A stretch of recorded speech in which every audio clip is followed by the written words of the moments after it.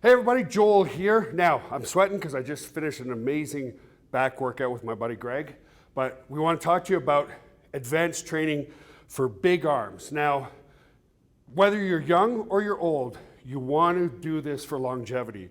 You look at some people that get massive injuries and stuff like that, and it's really, you want to be here for the long haul. So I remember when I was 21, you don't really worry about that. I'm now going to be 47, and you've got to train for maximum efficiency, maximum stimulation on the arms while limiting the amount of potential for injury. So I do almost all machines. Now, years ago, people thought only free weights.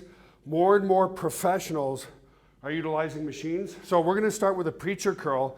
And so I'm gonna show you how to do the movement properly, but also how to get maximum stimulation for maximum growth. So the first part is, which is really cool. So I'm just gonna warm up. I haven't warmed up my biceps yet. You want to do 2 to 3 warm-up sets. But what's really cool about using a cable like this is the tension is constant throughout the whole movement. When you're using free weights as an example, let's say I had a dumbbell here, the maximum tension is right here. Less tension here, less tension at the bottom. With a cable, the tension is consistent throughout the whole movement, which is safer for injury and also gives you much better stimulation. As you can see, there's tension here, there's tension here, there's tension here, there's tension throughout the whole movement. So what you want to do, full extension of the arms, back up, down slow. Now this is just a warm up, but powering on the way up, down slow. So people always ask, how many reps for warm up? It's in the mind. It's when you start to feel warm. So I don't even know how many reps I did there. I'm gonna jump up to a new weight and do a second warm-up and then go into a working set. But now it's Greg's turn for a warm-up set. So Greg is new to the NewBody style of training. And so he's been doing it, what, about 3 weeks now, Greg? Yeah, about 3 weeks. 3 weeks or so. And his strength is jumping up by about 15 to 20% every single workout, which is really fun. So he's a tall guy, but even still, notice how the arms are full extension, full contraction. Is this a warm-up or a? It's a warm-up. Okay. While he does that, I'm gonna find some stuff I need.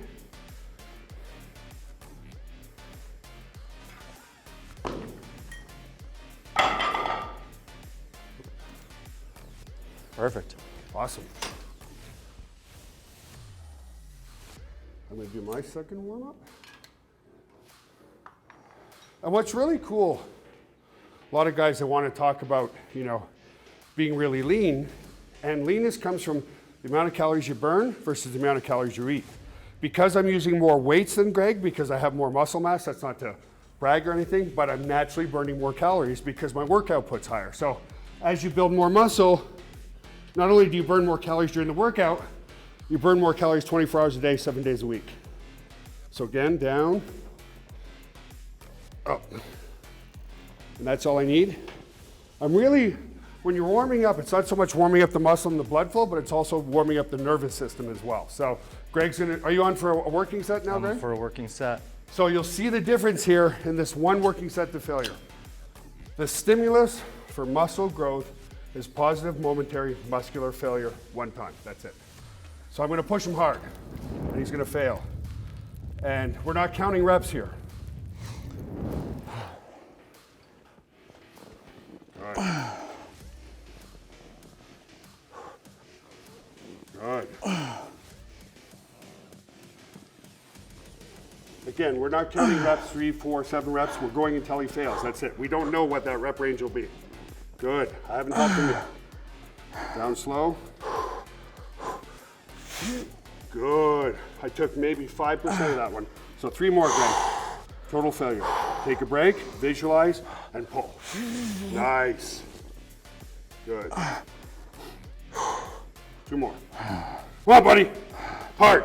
Give that encouragement. Get a buddy system going. Good. Down slow. 1 more. The last one I took about 20%. Take a break. Come on, pull. Pull. Pull. Pull. Good. Awesome. So that is positive momentary muscular failure. As I was explaining to Greg the other day, muscle contraction is an all or nothing response. Meaning on my first rep, I might use 10% of my muscle fibers to get the weight up. As each fiber contracts over every set, more and more fibers need to contract to get the movement done. And it's only at that positive momentary muscular failure, at the moment where you can no longer do it anymore, that you're actually exhausted every muscle fiber in the body part that you're working. So right now we're doing biceps. So I'm gonna move on to my working set. Alrighty, so it's my turn for one set to failure. And again, you know, I know we're talking about big biceps, but guys want the nice lean waist, they want the V-taper shoulder, they want the bigger chest. The six-pack comes from body fat levels. So what you need to understand is the more muscle you build, the more calories you burn. 1 pound of muscle burns 100 calories a day. So if you put on 10 pounds of muscle, you're gonna burn an extra 1,000 calories a day doing nothing. That's the equivalent of doing 1 hour treadmill every single day. So this is my set to failure. And again, I'm burning more calories because my work output's higher because I'm using more weight. So it just makes it fun. Would you rather do 7 minutes of exercise 3 times per week, or do an hour to an hour and a half of treadmill every single day to achieve your goals associated with having low body fat levels? Ready, buddy? Yep.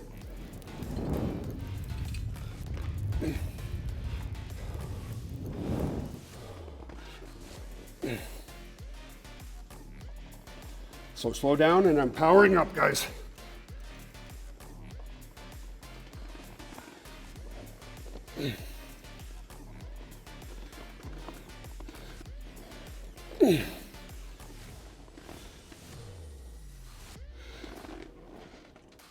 That was you.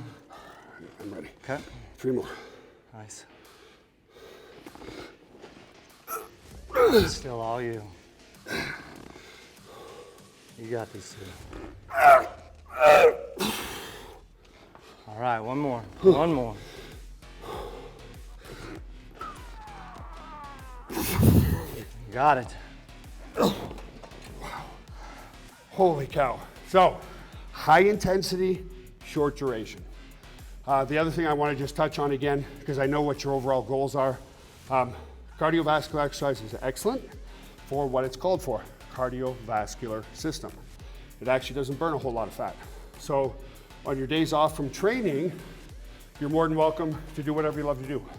Walk the dog, ride a bike, always do, especially after the age of 40, always do something for your cardiovascular system. So we'll move on to another exercise, and I think we'll do a standing curl this time. What I really love about this, just to explain a little bit more about it, it really forces isolation on the biceps. So we'll do a standing cable curl next, but you'll see we'll tend to cheat a little bit, and cheating's okay as long as it's not really exaggerated.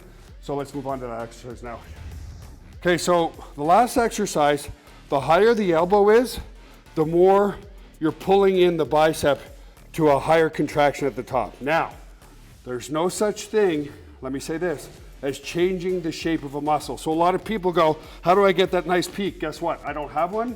I'm never gonna have one, it's genetic. The only thing you can change is a muscle size. You cannot change a muscle shape. However, it's still good to stimulate the muscles in different ways to force growth. So here, we're shortening the bicep already. Here, we're elongating the bicep to give it different stimulation. The different stimulation is gonna help growth, not change the shape. So many people want that Arnold peak like this. Some people have it, some don't. You're never gonna change it. So let's finish off. Last set of the day, Greg. Yes.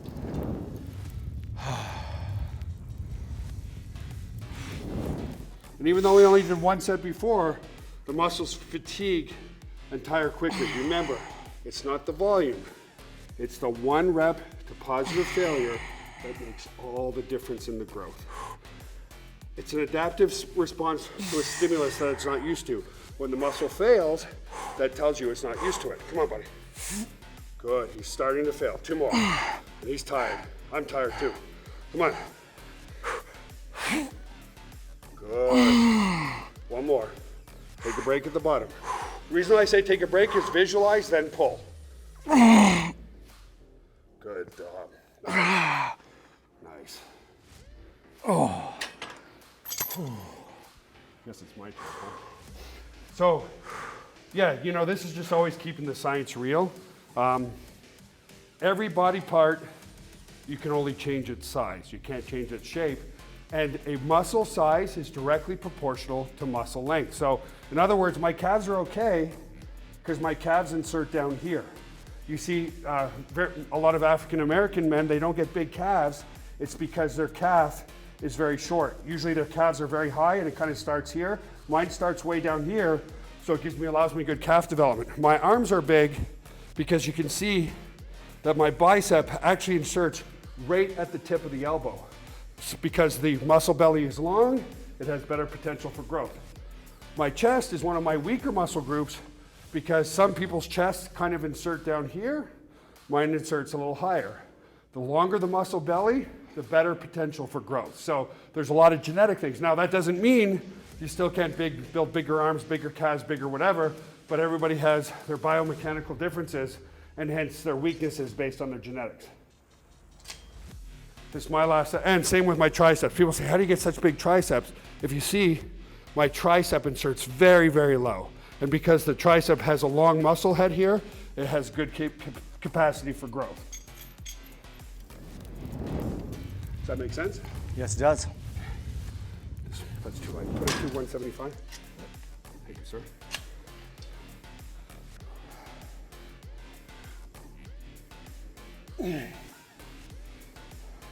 Now the reason I'm leaning back, I have a herniated disc in my back, so it keeps the pressure off my back.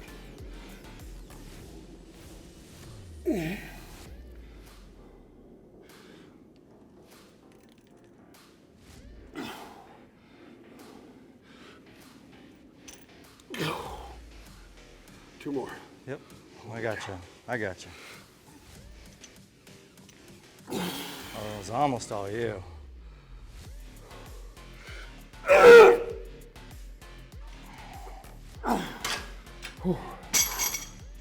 Workout's done.